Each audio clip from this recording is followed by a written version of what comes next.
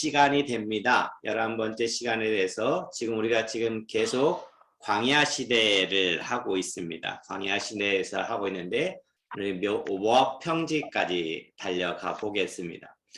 자, 우리가 이제 지금까지 해온 광야 시대를 다시 한번 점검을 해봅니다. 점검을 해보면 제일 먼저 어디서 출발했죠, 우리가? 네, 수르 광야에서 출발해서 어디로 갔지? 여기 무슨 산?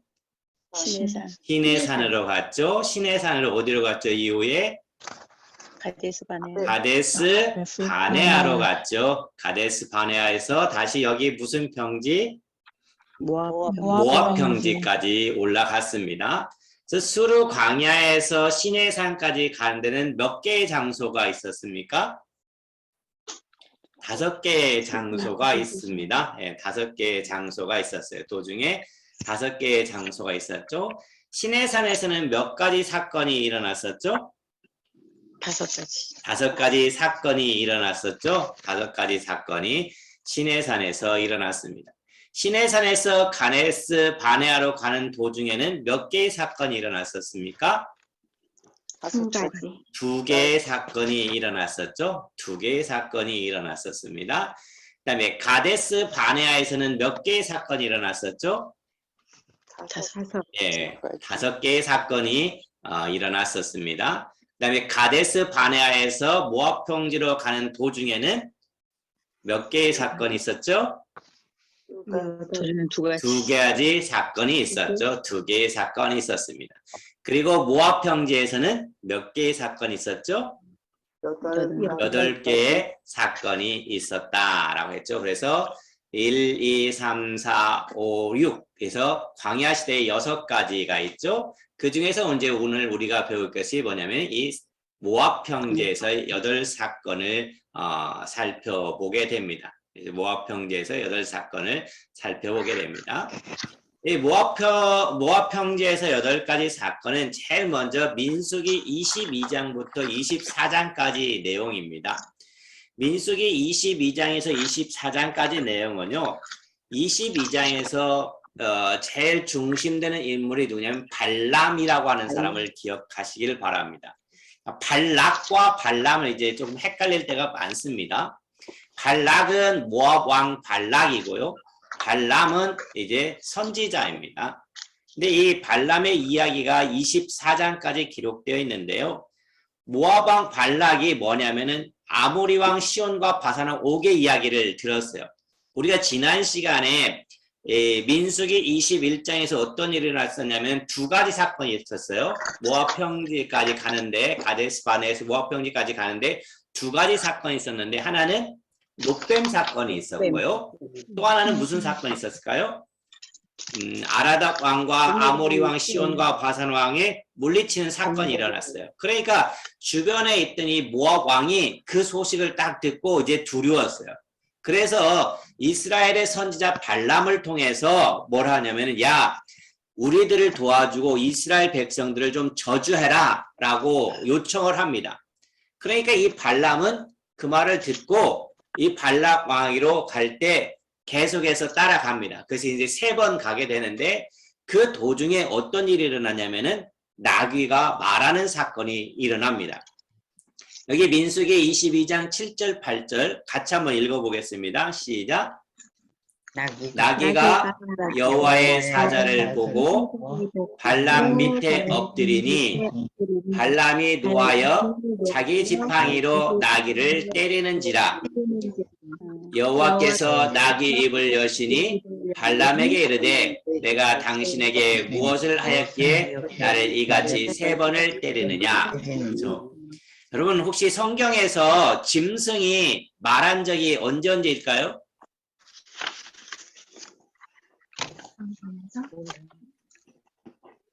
언제 한 번 있었을까요? 창세기에 처음에 등장하죠?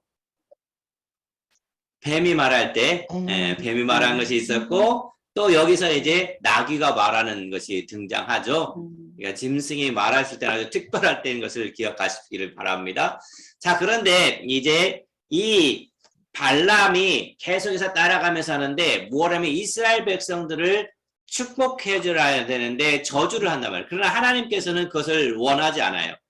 하나님은 오히려 이스라엘 백성들을 저주하도록 발락이 발람에게 요청하지만은 하나님의 이스라엘 백성들을 계속해서 축복을 해줍니다.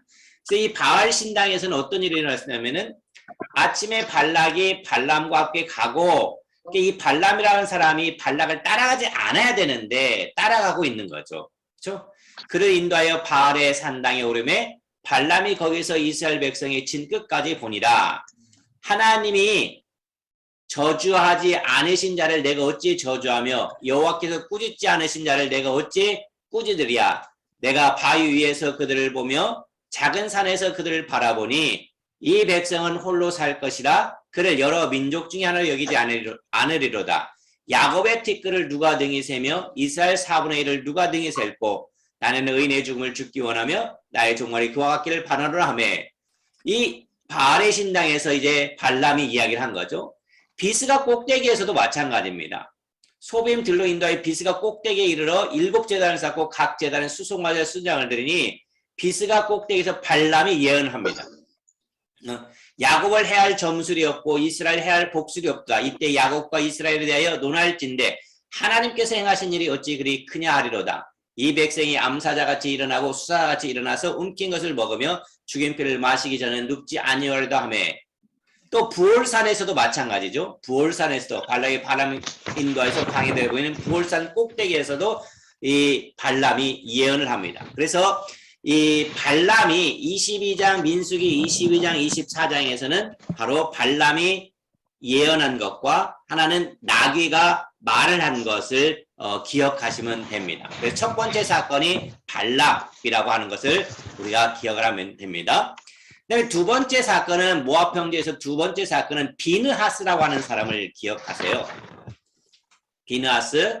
그러니까 이 비느하스가 어떤 사람이냐면 이 당시에 이제 이스라엘 남자들이 모압 여인과 음행을 합니다. 그러니까 이스라엘 백성들은 뭐 해야 돼요? 순결을 지켜야 됩니다. 이방인과 결혼해서는 안 되죠. 그런데 이방인 여인들과 음행을 하니까 어떤 일이 납니까? 그 이스라엘로 인해서 연병이 돌게 됩니다. 그러니까 질병이 이제 번지게 되는 거죠. 오늘날로 말하면 이게 바이러스처럼 코로나 바이러스처럼 이게 전염병이 이제 번져서 사람들이 죽게 됩니다. 그런데 이때 이 비느하스가 어떤 일을 하냐면은 죄 지은 사람을 그냥 죽입니다. 비느하스가. 그러니까 그 연병이 그쳤습니다. 그러니까 죄를 죽이니까 연병이 그쳤어요. 그런데 그 연병으로 죽은 사람이 그 당시에 몇 명이냐면 24,000명이나 됐다는 거죠. 그렇죠? 그래서 제사장 아론의 손자 엘르아살 아들 비느하스가 보고 회중 가운데서 일어나 손에 창을 들고 그 이스라엘 남자를 따라 그의 막사에 들어가 이스라엘 남자와 그 여인의 배를 꿰뚫어서 두 사람을 죽이니 연병이 이스라엘 자손에서 그쳤더라. 그 연병으로 죽은 자가 몇 명이었다고요? 24,000명이었더라 라고 얘기를 해주고 있어요.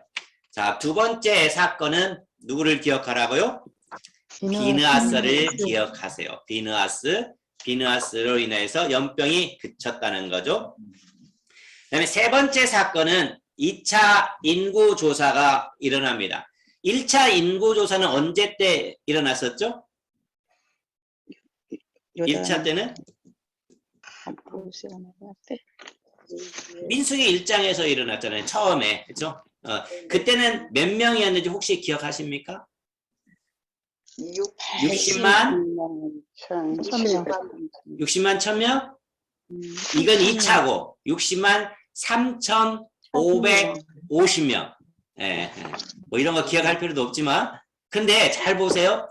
1차 때하고 2차 때하고 어떻게 됐어요? 줄었어요. 줄었죠. 몇 명 정도가 줄었을까요? 3,550에서 1,730명 빼니까 예, 한 1,800명, 1,770명 정도가 줄어들었어요. 그러니까는 지금 이 40년 동안 이 광야에서 생활하면서 인구가 증가했어요? 줄어들었어요? 줄어들었다는 거잖아요. 그렇죠? 증가하지 못한 이유가 뭐겠어요? 그만큼 광야에서 많이 죽었기 때문에 그렇겠죠. 그래서 2차 인구조사가 민수기 26장에서 일어납니다. 처음에 민수기 1장에서 인구조사가 한번 일어났고 2차 인구조사는 26장에서 일어나게 됩니다. 그래서 모압평지에서 바로 인구조사를 통해서 이제 분배하는 일들이 일어나게 됩니다. 근데 여기서 마지막에 보세요. 민수기 26장 63절, 65절에서 65절에 보면 여호와께서 그들에게 대해 말씀하시기를 그들이 반드시 광야에서 죽이라 하셨으므로 이러므로 여분네 아들 갈렙과 눈의 아들 여호수아에는 한 사람도 남지 아니하였더라. 그러니까 20세 이상 된 사람들 중에서 이 남아있는 사람은 몇 사람뿐이 없다는 거예요? 두 사람뿐이 없었다는 거잖아요. 그렇죠? 두 사람뿐이 없었다는 거예요. 예. 그러니까 하나님의 말씀대로 그대로 이루어졌음을 보게 되죠. 그 다음에 네 번째 사건은 뭐냐면은 슬롯보아스의 딸들과 3대 절기가 등장하는데 27장에는 이제 어떤 이름인 슬롯보아스의 딸들은 뭐냐면은 이 슬롯보아스는 므낫세의 자손입니다. 므낫세의 자손인데 이 슬롯보아스이 아들이 없었어요. 아들이 없으니까 분깃을 이 땅을 배분해주지 않았어요. 그러니까 땅을 배분해주지 않으니까 슬롯보아스의 딸들이 모세에게 찾아가서 아니 왜 우리들에게서는 분깃을 주지 않습니까? 라고 이제 따진 거죠. 그래서 모세가 하나님 앞에 여쭈어봤어요. 어떻게 해야 되겠습니까? 했을 때 하나님께서는 아니다. 슬롯보아 딸들에게도 분깃을 주어라 하면서 이제 그 규례를 정합니다. 뭐 남편이 죽으면 뭐 이렇게 해가지고 자식에게 자식도 없으면 딸에게 딸도 없으면은 아버지의 형제들에게 아버지의 형제들도 없으면 이런 식으로 그 땅을 분배하는 그것을 정합니다. 이 슬롯보아스의 딸들로 인해서. 그 다음에 27장에서 또 어떤 사건이 일어나냐면은 이 모세가 후계자로 여호수아를 지명합니다. 지금 여기에 여러분 프린트에 없지만은 이 여호수아를 후계자로 모세가 후계자로 지명하는 것이 27장에 등장합니다. 27장에. 그리고 엘르아셀을 제사장으로 세웁니다. 그리고 나서 거기에 이제 28장부터 30장까지는 28장부터 30장까지 어떤 것이 일어나냐면은 이 유월절, 3대 절기라고 하잖아요. 유월절, 무교절, 칠칠절, 나팔절, 속죄일, 초막절 이런 것들에 대한 이야기가 바로 민수기 28장, 29장, 30장에 나오고 있습니다. 그리고 서원에 관한 하나님께 서원에 관한 기록이 민수기 30장에 기록되어 있습니다. 그래서 이제 모압 평지에서 네 번째 사건이 슬롯보아스의 딸들과 3대 절기 그 중에서도 여호수아가 후계자로 정해졌고 엘르아슬이 제사장이 됐다라고 하는 것을 여러분들이 기억하시면 됩니다. 그리고 다섯 번째 사건이 뭐냐면은 이제 미디안 정복 사건이 등장합니다. 미디안 정복 사건이 근데 이 미디안 정복 사건에서 누구의 역할이냐면 비느하스의 역할이 굉장히 컸습니다. 비느하스의 역할이 굉장히 컸는데 비느하스는 어디서 한번 나왔죠? 아까 여기 두 번째 사건에서 나왔죠. 25장에서 죄를 지은 사람들을 죽인 사건이 바로 비느하스였잖아요. 근데 이 비느하스가 이 31장에서 이제 미디안을 정복합니다. 근데 이 미디안을 정복하고 나서 전리품들이 있잖아요. 그러니까 전리품의 절반은 군사들에게 주고 절반은 백성들에게 줍니다. 이게 군사 2분의 1, 백성 2분의 1이라고 하는 것은 이 전리품입니다. 전리품을 바로 군사들에게, 백성들에게 똑같이 나누어서 주게 됩니다. 그래서 이 비느하스가 역할이 굉장히 컸고요. 이때 이제 발람이 죽게 되죠. 발람 예언자가 죽음을 겪는 것이 바로 이 31장 민수기 31장에서 나옵니다. 이게 다섯 번째 사건이고요. 그다음에 여섯 번째 사건을 보면은 이제 땅을 분배합니다. 지금 여기 이제 모압 평지가 여기 있죠. 모압 평지가 여기 있는데 모압 평지에 이제 요단강이 이 밑에 있고 요단강 동편이죠. 이쪽 이제 모압 평지와 이 요단강 요 사이에 바로 이제 갓 자손, 루벤 자손, 므낫세 반지파에게 땅을 분배를 해줍니다. 그러니까 이때부터 이제 민수기 32장부터 여호수아까지 가면서 땅을 분배합니다. 땅을 분배합니다. 그래서 제일 먼저 분배받은 사람들이 바로 갓 족속, 루벤 족속, 므낫셋 족속이 등장하는데 므낫셋 족속은 반절만 므낫셋 족속의 반절만 받게 되는 거죠. 그것이 이제 32장에서 등장하게 됩니다. 그런데 이 갓 족속, 루벤 족속, 므낫세 반지파가 여기에 딱 머물러 있는 것이 아니라 땅은 여기 차지하고 있지만은 나머지 몇 개의 지파가 남아있죠? 12지파니까 9개 반지파가 있잖아요. 그러니까 9개 반지파와 함께 가나안 정복할 때는 같이 가서 싸워야 되는 거죠. 함께 싸울 것을 약속합니다. 야, 너희들 땅 여기 차지하라고 했으니까 너희들 여기 머물러라 라고 하는 것이 아니라 함께 가나안 땅에 가는 것으로 약속을 하면서 2개의 지파 반에게 그 땅을 분배를 하게 됩니다. 그리고 나서 이제 33장으로 가면은 지금까지의 경로를 쭉 얘기를 해줍니다. 33장에서는 광야 생활에 대한 요약이 등장합니다. 33장에. 그리고 34장에 가서는 요단 서편 땅을 분배하게 됩니다. 요단 서편 땅을 분배하게 되고 35장에 가서는 어떤 일이 나면은 이 네인의 성읍과 도피성이라고 하는 것이 여기서 등장합니다. 예, 도피성. 도피성이 몇 장에 나온다고요? 민수기? 35장. 35장에. 예, 여기에 여러분 프린트 없으니까 거기다 써놓으세요. 35장. 예, 뭐가 나온다고요? 도피성. 도피성. 예. 도피성은 몇 개가 있을까요? 12개. 6개. 6개의 도피성이 있습니다. 이게 도피성은 뭐냐면은 죄를 짓고 그 도피성으로 도망가면은 그 죄값을 치르지 않게 되는 거죠. 그래서 이 35장에는 네인의 성읍과 도피성에 대한 기록이 나오고요. 그다음에 36장 마지막에 가서는 상속에 관한 문제들을 기록하고 있습니다. 상속에 관한 문제들을 기록해서 바로 이제 이 지금까지 경로를 다 정리를 하게 돼요. 지금까지 경로가 뭐였었죠? 광야 생활의 경로가 어디서부터 시작했었죠? 애굽에서 수르 광야까지 나왔죠. 수르 광야에서 어디 갔죠? 광야 생활에서 시내산으로 갔죠. 시내산에서 가데스 바네아로 갔죠. 가데스 바네아에서 지금 모압 평지까지 온 그것이 요약돼서 이야기를 해주고 있어요. 특별히 이제 그 광야의 경로에서 애굽의 람세스를 떠나 모압 평지 아벨시팀까지 이르렀다는 것을 36장에서 정리를 해주고 있습니다. 36장에서 정리를 해주고 있습니다. 그러면서 특별히 이제 이 가나안 땅이 어디인지 그 경계를 세워줬습니다. 가나안 땅의 경계를 딱 정해줄 것이 바로 이제 민수기 마지막 부분에서 등장하게 됩니다.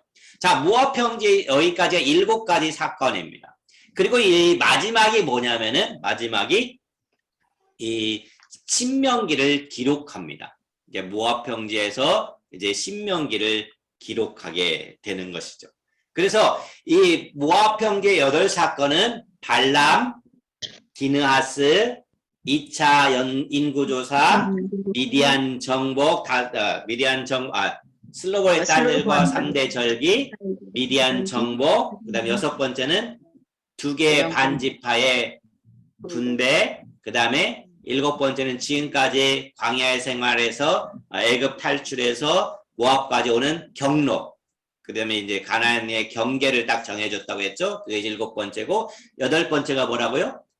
신명기를 기록했다라고 하는 거죠. 그래서 이제 모압에서의 8사건이 마무리가 되면서 민수기도 끝나게 됩니다. 민수기도 끝나게 되죠. 자, 그러면 이제 우리가 테스트를 한번 해봅니다.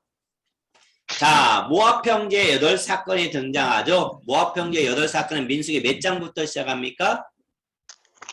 22장부터 시작합니다. 22장. 발람의 사건 22장부터 민수기는 마지막 몇 장으로 끝납니까? 36장. 36장으로 끝납니다. 그렇죠? 36장으로 끝나죠. 우리가 지금 수르, 마라, 엘림, 신광야, 르비딥, 스네산, 도중에 가데스 바네아, 모압 평지 왔죠? 그래서 이 모압 평지에서는 8개의 사건이 있었다고 했죠? 제일 먼저 무슨 사건이요?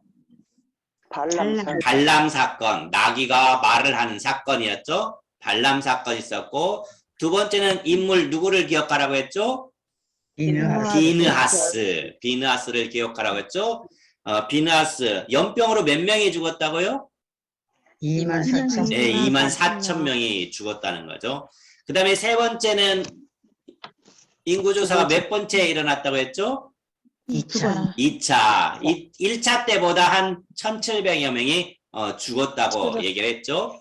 그 다음에 네 번째는 누구의 딸이요? 네, 슬로보아스의 딸이라고 했죠. 슬로보아스는 누구의 자손이라고 했죠? 므낫세의 자손이었죠. 네, 또 슬로보스의 딸과 여기에 몇 개의 절기가 있다고 했죠? 3대 절기가 여기에 등장한다 그랬죠. 그리고 나서 어디를 정복합니까? 어디 지역을? 미디안을 정복하게 됩니다. 미디안을 정복하는데 누가 주도적인 역할을 합니까? 비느하스가 주도적인 역할을 하죠. 전리품을 받아서 빼앗아서 어떻게 했죠? 전리품을 군사들에게 2분의 1, 또 누구에게? 백성에게 2분의 1을 나눠줬다 그랬죠. 그 다음에 여섯 번째로는 몇 개의 지파가 분배를 받았죠? 두 지파 반. 그렇죠? 두 지파 반이 바로 분배를 받았죠. 그러니까 두 지파가 누구였었죠? 갓과 르벤과 므낫세 반. 그렇죠? 갓, 그렇죠? 르벤, 므낫세 반이 분배를 받습니다. 그러니까 요단강 동편일까요, 서편일까요? 동편. 자신 있게 얘기했지만 예, 서편입니다. 예, 동편이라 서편. 예, 서편과 모압 평지 사이에 들어가게 되죠. 그 다음에 지금까지 7번은 33장부터 몇 장까지? 36장. 지금까지 경로에 대해서 얘기했죠. 아까 제가 잘못했습니다. 서편이 아니라 동편입니다. 예, 예, 제가 잘못했습니다. 예, 제가 자신 있게 얘기했는데 제가 자신 있게 틀렸습니다. 동치가 되겠거든요. 여러분들이 지금 이제 졸린 분들이 지금 가끔 하품하시는 분들이 있어가지고 저는 다 볼 수 있습니다. 예, 지금까지 그다음에 7번째는 지금까지 뭐에 대해서 얘기를 했죠? 경로. 예, 경로에 대해서 이야기를 해줬다 그리고 8번째는 무엇을 기록했죠? 신명기. 예, 신명기를 기록해서 8가지가 등장합니다. 그래서 우리가 이제 민수기 까지 마치게 됐습니다. 창세기, 출애굽기, 레위기, 민수기까지 마치게 됐죠. 이게 그 다음에 이제 등장하는 것이 이제 신명기가 등장하게 됩니다. 신명기는 등장하는데 신명기는 1장부터 몇 장까지 있을까요? 34장까지 있습니다. 근데 신명기는 크게 세 부분으로 나눠집니다. 세 부분으로. 신명기는 크게 세 부분으로 나눠지는데 첫 번째 모세의 첫 번째 교훈이 있고 그 다음에 두 번째 교훈이 있고 세 번째 교훈으로 나눠집니다. 민수기는. 근데 모세의 첫 번째 교훈은 1장부터 몇 장까지일까요? 4장까지인데 역사적인 교훈입니다. 네. 모세의 첫 번째 교훈은 역사적인 교훈이고 모세의 두 번째 교훈은 두 가지가 짬뽕되어 있어요. 역사적인 교훈과 직접적인 교훈이 있습니다. 네. 직접적인 교훈과 역사적인 교훈이 함께 나오는 것이 바로 모세의 두 번째 교훈입니다. 그 다음에 모세의 세 번째 교훈은 역사적인, 그 다음에 직접적인 뭘 것 같습니까? 네, 직접적인 교훈, 율법에 관한 것들이 나오겠죠. 그래서 순종과 불순종에 관한 이야기가 등장합니다. 그래서 오늘은 모세의 첫 번째 교훈과 모세의 두 번째 교훈 중간 부분까지 이제 살펴보게 되는데, 목사적인 교훈, 모세의 첫 번째 교훈은 1장부터 4장까지입니다. 1장부터 몇 장까지요? 4장까지. 그 다음에 이 모세 두 번째 교훈은 5장부터 26장까지입니다. 5장부터 몇 장까지요? 26장까지입니다. 모세 두 번째 교훈은 5장부터 26장까지. 근데 여기 이제 하나 더 여기다 여러분이 써주세요. 지금 거기 여러분 프린트에 없는데 5장부터 11장까지는 역사적인 교훈이에요. 네. 다시요. 5장부터 11장까지는 무슨 교훈이라고요?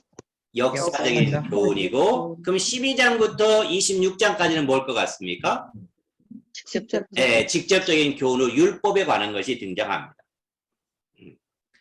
크게 나누면 11장까지는 역사적인 교훈이고 12장부터 끝까지는 율법에 관한 교훈이에요. 근데 이제 그렇게 되어 있는데 교훈이 세 개로 구분되기 때문에 두 번째 교훈에서는 바로 5장부터 26장까지인데 거기가 이제 나눠지게 되는 거죠. 그래서 5장 26장에서 5장 11장은 무슨 교훈? 역사적인 교훈이고 12장부터 26장까지는 직접적인 교훈이 됩니다.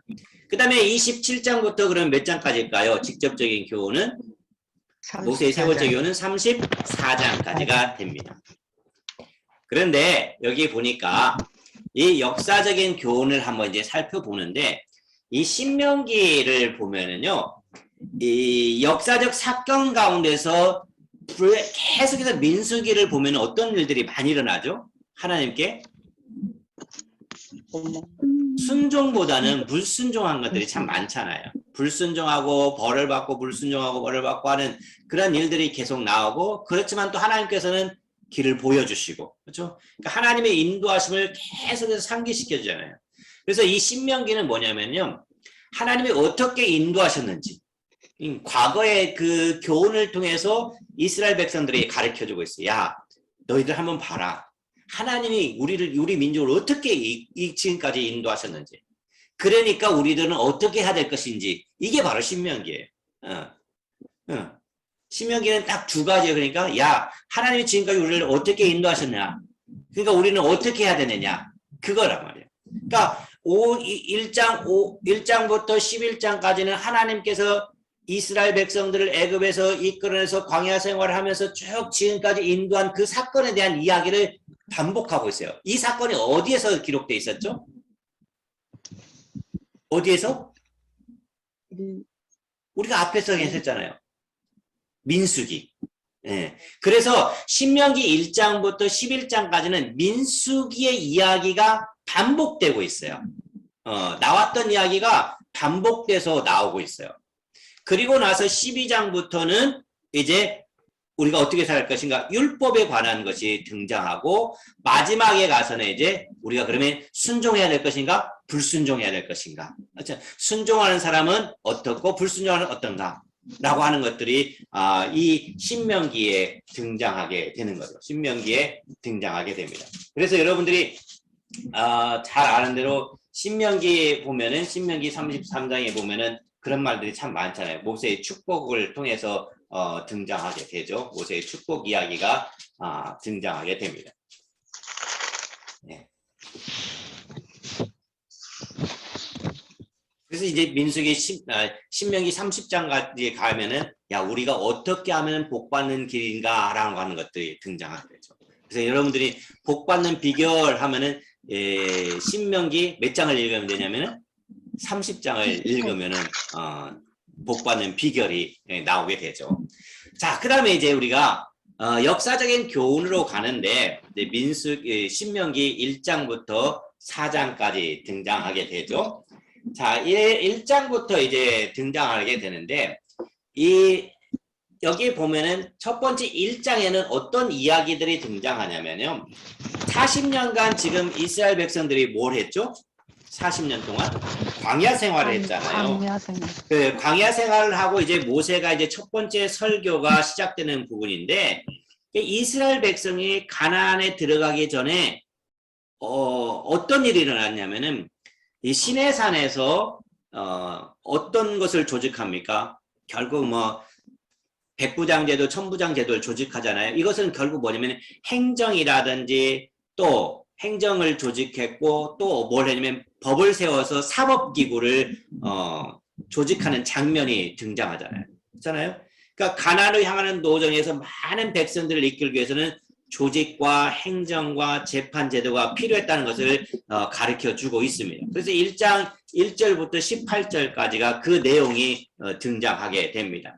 그리고 이제 19장에 가서는 19장이라 1장 19절에 가서는 이 정탐꾼 이야기가 등장합니다. 12정탐꾼. 12정탐꾼 이야기는 민수기 몇 장에 등장할까요? 1장. 1장이 아니라 한참 가서 10 하고도 3장에 등장합니다. 예. 그래서 13장에 등장해서 12명의 정탐꾼이 가죠. 그래서 누구만의 긍정적인 보고를 한다고 했죠? 여호수아와 갈렙. 그러니까 이 정탐꾼 이야기가 신명기에서 다시 한번 등장하고 있습니다. 그러니까 이 시내산은 또 무슨 산이라고도 하죠?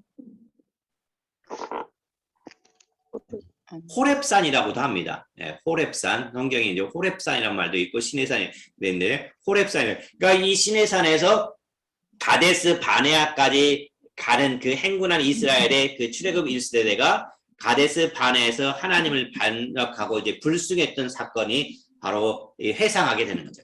그러니까 첫 번째 그 불순종했던 사건이 바로 민수기 13장 1절부터 민수기 14장 45절까지 내용을 회상하고 있는 거죠. 하나님께서 어떻게 하셨는지를 회상하고 있습니다.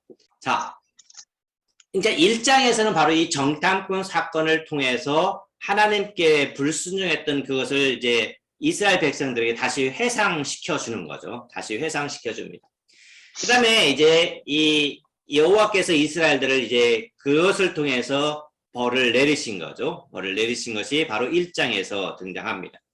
그리고 나서 2장에 가면은 어떤 사건이 등장하면은 이 아모리 왕 시몬과 바산한 옥이 등장하게 되는데 40년 동안 방랑한 이스라엘을 다시 이제 가데스에 이르게 되잖아요. 그러니까 모세는 이곳에서 가나안을 향해서 진군하기 직전에 출애굽 2세대 에돔과 모압과 암몬과 관련해서 하나님께 받은 명령을 이야기를 해줍니다. 그래서 헤스본 왕 시온을 정복한 이야기가 바로 2장에서 기록되어져 있습니다. 2장에서 기록되어져 있습니다.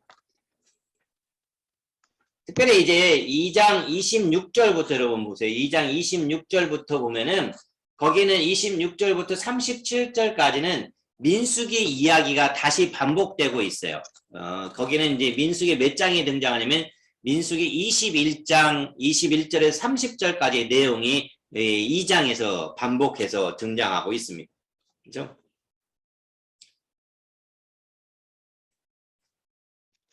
그러니까 이때는 어떤 거냐면은 이 민수기 21장의 내용은 어떤 거였어요? 민수기 21장에서는 두 가지 사건이 있었잖아요. 노뱀 사건하고 그 다음에 바산왕 옥과 아모리 왕 시온을 물리치는 사건이 있잖아요. 그러니까 이스라엘이 하나님께로부터 받은 이제 정복하는 그 명령을 따라서 요단 동평에 거하던 이 시온과 바산왕 옥을 정복시키는 사건을 이스라엘 백성들에게 회상시켜주고 있죠. 그래서 이제 시온이 이스라엘 백성의 동행을 거절했던 배후에는 하나님의 계획이 있었죠. 그 계획은 뭐냐면 애굽에서 나올 때도 바로에게 강팍한 마음을 줘서 계속해서 안 보내줬잖아요. 마찬가지로 이때도 마찬가지요. 우리가 그냥 너희들한테 땅을 줄 수 있겠느냐라고 계속해서 말하면서 거역했던. 그래서 그것으로 인하여서 마음을 완고하게 했었지만 하나님께서는 그들을 물리셨다는 것을 이스라엘 백성들에게 다시 한번 상기시켜주고 있습니다. 그것이 이제 신명기 2장에 등장하게 됩니다. 그리고 신명기 3장에 가면은 이제 요단 동편 땅을 분배하죠. 자, 우리가 이제 배운 것이 이 바산왕을 물리치고 나서 요단강 땅에 자리 잡은 지파들 이야기가 민수기 32장에 등장합니다. 민수기 32장. 그래서 지파들을 분배한 것들에 대한 이야기를 쭉 이야기를 하죠. 그러니까 아모리 왕 시온과 바산 왕을 정복한 사건에 대해서 해고하고 나서 가나안 정복을 앞두는 이스라엘 백성에게 뭐가 필요하냐? 너희들은 하나님을 믿는 믿음이 필요하다는 것을 이야기를 해줍니다. 그래서 3장 12절부터 22절까지는 바로 뭐에 대한 이야기가 등장하냐면은 이 민수기 32장에 대한 회고가 등장합니다. 그러니까 여러분들이 이걸 때 어디서 읽어봤던 신명기를 읽으면서 이거 어디서 본 건데? 라고 하는 것은 앞에서 민수기에서 한번 읽었기 때문에 반복되는 것임을 알 수가 있습니다. 그리고 이제 4장에 가면은 어떤 일이냐면 지켜야 될 하나님의 규례들에 관해서 이야기를 해주고 있습니다. 그러니까 4장은 어떻게 보면 모세의 첫 번째 설교라고 할 수가 있습니다. 4장은 모세의 첫 번째 설교라고 할 수가 있는데 지난 40년간 이스라엘 다루신 하나님의 손길을 1장부터 3장까지 회고하면서 이스라엘 백성에게 뭘 할 것을 이야기해주면 야, 그러니까 너희들 하나님께서 이렇게 인도하셨으니까 하나님께 뭐 해야 된다? 순종해야 된다. 그리고 뭐 해라? 하나님 외에 다른 신을 섬기지 말라. 우상 숭배하지 말라. 이 두 가지를 모세가 4장에서 이야기를 해주고 있습니다. 4장에서 모세의 첫 번째 설교가 뭘 얘기해 주겠다고요? 하나님께 대한 순종과 우상 숭배를 제거하라는 것을 이야기해 주고 있습니다. 그래서 마음을 다해서 율법에 복종하라 라고 하는 것이 4장에 등장하고 있습니다. 그러니까 4장이 상당히 긴 부분을 차지하고 있죠. 4장이 긴 부분을 차지하고 있습니다. 그래서 모세가 이제 율법을 선포하게 되죠. 그 다음에 이제 두 번째 이어지는 것이 뭐냐면은 5장으로 갑니다. 5장. 여러분 성경 신명기 5장 1절을 한번 보세요. 신명기 5장 1절에 보면은 이렇게 되어 있어요. 모세가 온 이스라엘을 불러 그들에게 이르되 이스라엘아 오늘 내가 너희의 귀에 말하는 규례와 법들을 듣고 그것을 배우며 지켜 행하라 하면서 이제 두 번째 교훈을 이야기해주는 장면이 바로 5장에 시작됩니다.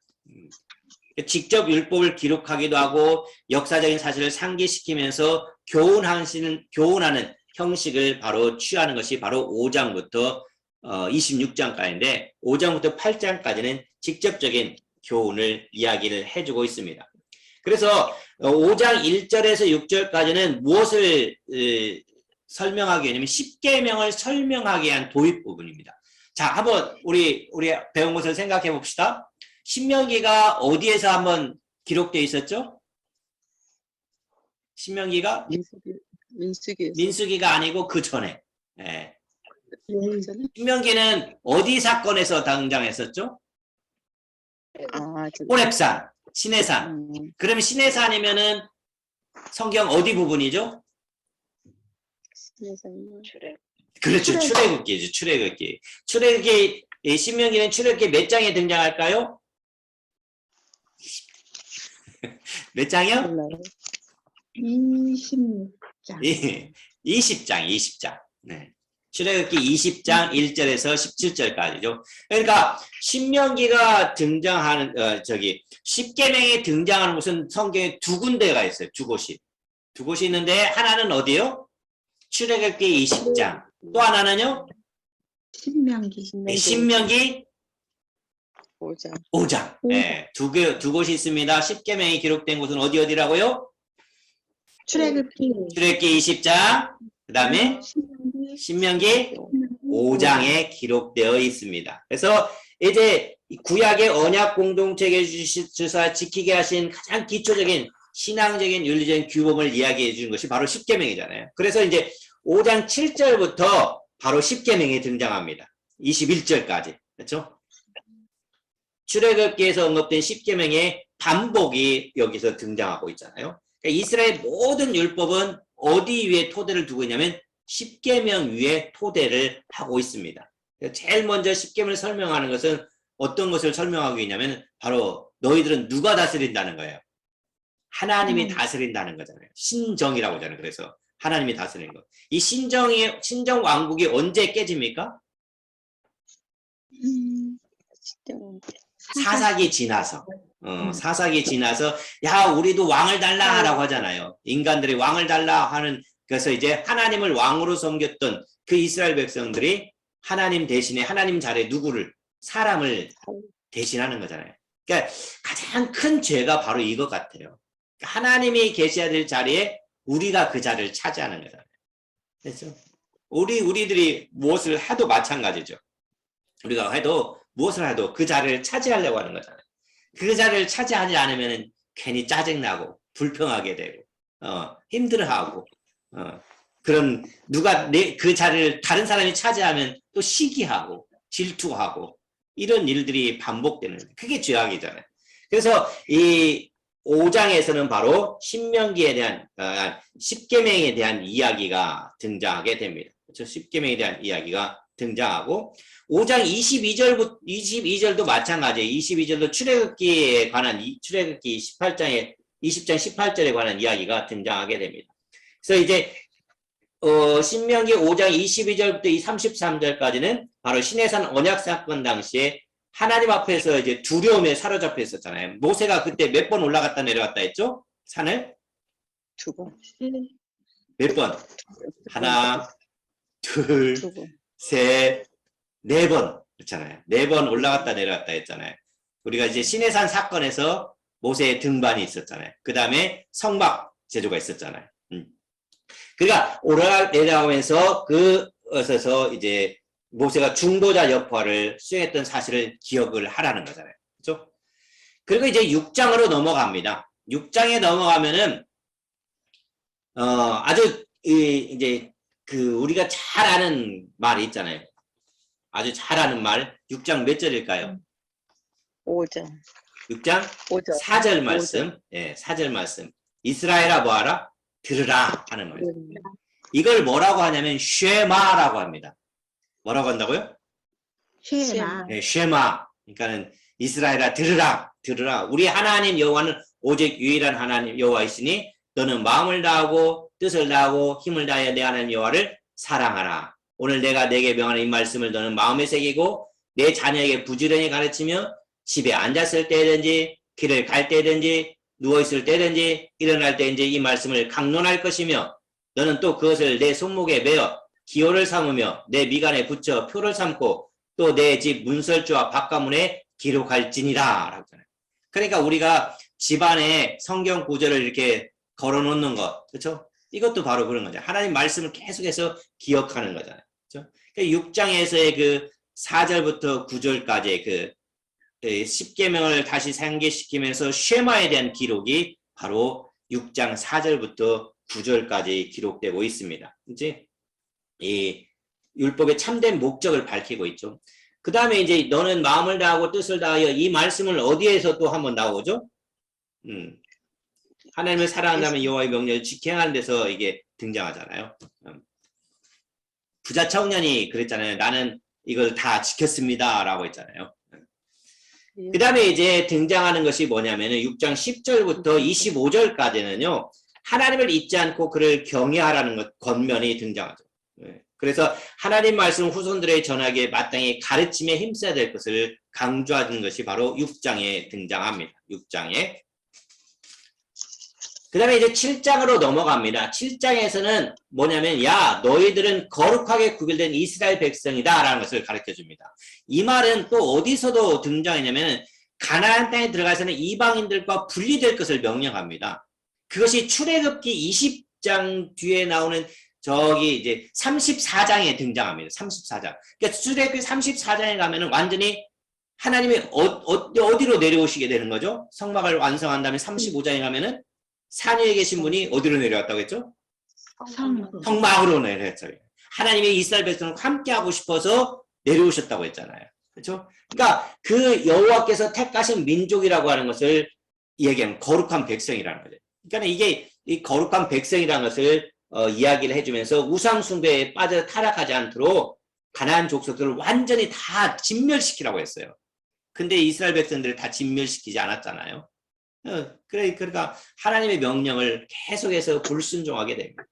7장 그 다음에 가면은 12절부터 26절까지가 바로 이스라엘의 계명을 지킬 때 임하는 하나님의 축복에 대한 설명이 있고 가나안 땅을 정복하면서 그곳에 각종 사람 회파라는 명령을 기록하고 있습니다. 그다음에 이제 8장으로 넘어가면 이스라엘이 경제적인 풍요로 하나님을 망각하지 않도록 경고하고 있어요.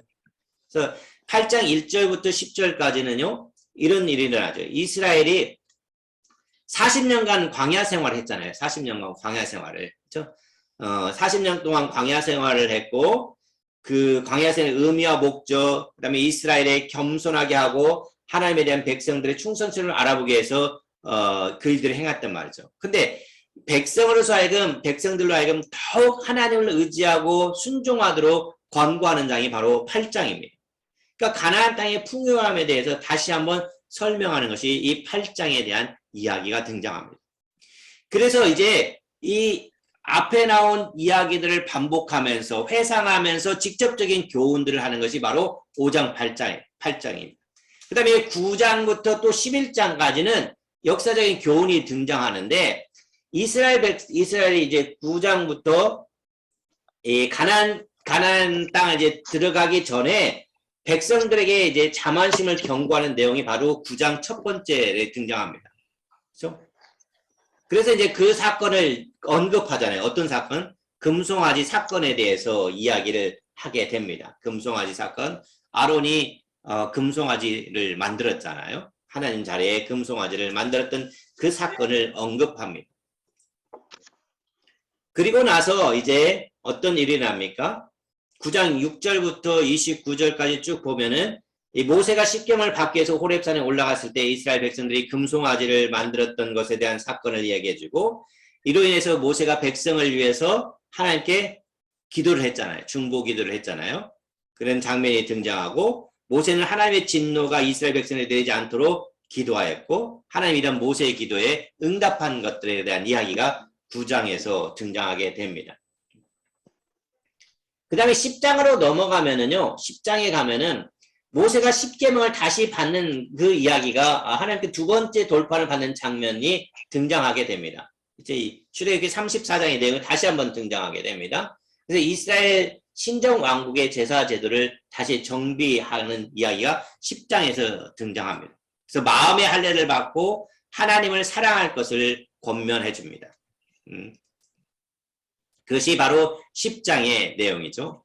그리고 나서 11장에 가면은 모세는 이제 출애굽과 광야 생활 중에서 드러난 하나님의 권능을 상기시키면서 하나님만 의지하고 순종하라고 다시 한번 이야기를 해줍니다. 그리고 순종과 불순종에 따른 축복과 저주를 아주 극명하게 대조시키고 있는 것이 바로 11장의 내용입니다. 11장의 내용이 바로 그 내용이죠. 그래서 11장 8절부터 보세요. 11장 8절에 보면은 그러므로 너희는 내가 오늘 너에게 명하는 모든 명령을 지키라. 그러면 너희가 강성할 것이요 너희가 건너갈 차지할 땅에 들어가서 그것을 차지할 것이며 라고 말합니다. 그래서 신명기 11장 8절부터 32절까지는 순종과 불순종에 대한 결과가 어떤 것인가를 분명하게 기록해 주고 있습니다. 그래서 순종의 중요성을 강조하는 것이 바로 11장의 내용입니다. 그래서 신명기 1장부터 지금 11장까지 쭉 왔습니다. 쭉 왔어요. 다음 시간에는 이제 12장부터 마지막까지 34장까지 살펴보겠습니다. 자, 오늘 한 것을 다시 한번 이제 정리를 해봅니다. 민수기는 총 몇 장으로 되어 있습니까? 34장으로 되어 있습니다. 모세의 첫 번째 교훈, 모세의 두 번째 교훈, 모세의 세 번째 설교로 되어 있다고 했죠. 자, 모세의 첫 번째 설교는 어떤 교훈이었죠? 직접적, 역사적? 역사적인 교훈이었죠. 모세의 두 번째 설교는요? 역사적, 교훈적. 그렇죠? 네, 직접적인 거죠. 모세의 세 번째 설교는요? 직접적 교훈이었어요. 모세의 첫 번째 설교는 몇 장부터 몇 장까지요? 1장에서 4장까지. 4장까지. 모세의 두 번째 설교는 5장부터 몇 장까지? 26장까지. 모세의 세 번째 설교는 27장부터 34장까지. 그렇죠? 34장까지였죠. 자, 1장은 어떤 이야기가 등장한다고 했죠?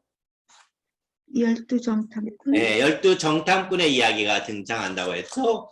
2장에서는요? 아모리 아모리 땅, 왕, 네, 아모리족에 대한 이야기가 등장하죠. 3장은요, 요단 요단 동쪽, 동편, 네, 분, 요단 분배에 대한 이야기가 등장합니다. 그 다음에 4장은요, 율법, 네, 율법에 복종하라. 네, 율법에 복종하라 그랬잖아요. 율법에 관한 이야기가 등장합니다. 그 다음에 5장을 가면 5장, 7장 직접적인 교훈이 있는데 바로 뭐가 있어요? 십계명이 있었죠. 그 다음에 또 6장에서는 뭐 했었죠? 아까 쉐, 딱 했잖아요. 쉐마 했잖아요. 쉐마 이스라엘아 들으라. 6장 4절에서 9절까지. 그 다음에 어떤 여인과 분리하라고 했죠? 이방, 이방인 여인과 분리하라고 했죠. 네, 8장부터 11장까지에서는 어떤 이야기가 등장합니까? 8장에서는 금송아, 금송아지 사건이 있었죠. 또 하나는 뭐가 있었죠? 가데스 바네아에서의 사건이 있었죠. 그 다음에 또 하나는 뭐가 있었죠? 두 돌판, 두 돌판에 대한 이야기가 있었습니다. 그래서 오늘 배운 것이 여기까지였습니다.